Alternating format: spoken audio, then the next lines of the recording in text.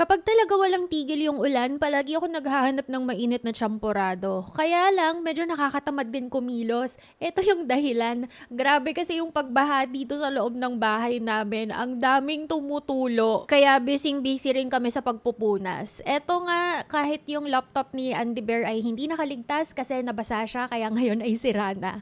Anyway, imbis na ma-stress, nagluto na lang ako ng tsamporado. Hindi tayo gagamit ng regular na kanin ha, kasi high carb yun. Kaya shirataki rice ang gagamitin natin. Merong dalawang klase ng shirataki rice. Itong hawak ko ay yung wet na shirataki rice, which is mas preferred natin. Kasi tignan nyo naman yung total carbs niyan halos wala pang 1 gram. Minus fiber pa yan. Kaya napakababa lang talaga ng carbs na meron sa wet na shirataki rice. Kaya ito yung mas prefer natin na gamitin.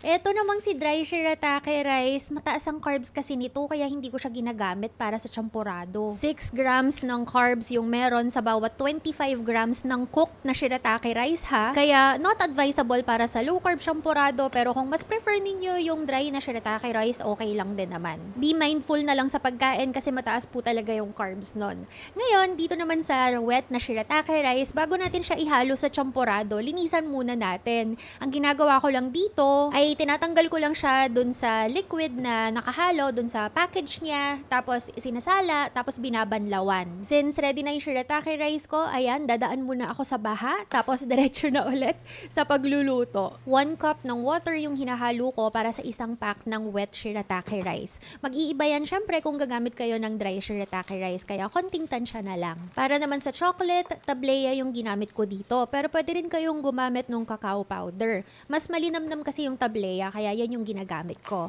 Tapos naalala ko na yung father-in-law ko nga pala, merong binigay sa amin na chocolate, homemade yan, kahit yung puno na pinanggalingan ng chocolate na yan, siya yung nagtanim. Kaya 2 tableya sana yung ihahalo ko, pero yung chocolate na lang na ginawa ni Papa yung ginamit ko.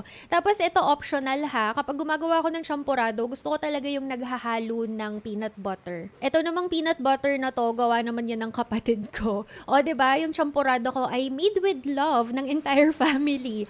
Aside from that, syempre para matamis at masarap yung ating champurrado, naghalo rin ako ng sweetener, pero isang stick lang yung ginamit ko. So it's up to you na kung gaano karaming sweetener yung ihahalo ninyo. Tapos, instead na gumamit ng regular na gatas, para low carb version, gumamit ako ng all-purpose cream. Tapos, para mas chocolatey pa, nagdagdag din ako ng isang handful ng chocolate chips. Pero optional na rin yun, kasi kahit naman chocolate powder or cacao powder is okay na. Ang kailangan lang natin, paghalu-haluin lang talaga lahat ng ingredient. Kapag tunaw na yung chocolates at saka sweetener, saka nyo ihalo yung shirataki rice. Kasi itong shirataki rice naman na ito, hindi na kailangang iluto. Ngayon, masyadong malabnaw yung ating champurrado, kaya naghalo rin ako ng santan gum. Ayoko kasi ng malabnaw na champurrado kasi parang feeling ko umiinom ako ng soup. Pero optional lang ito ha. Ang ginagawa lang naman ng santan gum ay pampalapot para maging ganyan yung consistency. Kung maghahalo kayo ng santan gum, konti-konti lang yung gawin ninyo ha, kasi ang lakas makapagpalapot nito. Kaya kapag napasobra, nako, baka maging parang paste naman yung champurrado ninyo. Okay na sa akin yung ganito kalapot, kaya ready na rin para kainin. At dahil dyan, craving satisfied na naman kahit maulan. Kayo ba, anong cravings nyo ngayong tag-ulan?